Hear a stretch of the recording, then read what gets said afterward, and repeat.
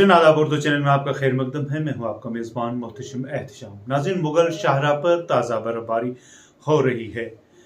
बाज़ार है कि पिछले दिनों कुछ लोग ये कह रहे थे कि मौसम खुश्क है तो इस दौरान मुगल रोड जल्द ही खुलने का इम्कान है, लेकिन अब जब वहाँ पर ताज़ा बर्फबारी हो रही है तो इसके इम्कान बहुत कम नज़र आ रहे हैं। देखते हैं।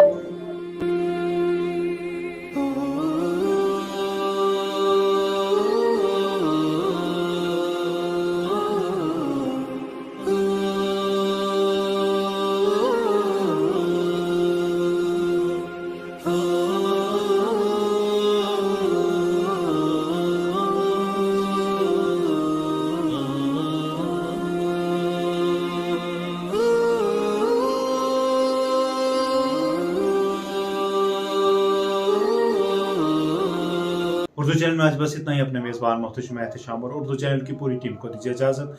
आप हमारा चैनल सब्सक्राइब करें, वीडियोस लाइक और शेयर करें, कमेंट बॉक्स में अपने तासरात से नवाजें और बेल आइकन लाजमी क्लिक करें। खुदा हाफिज़।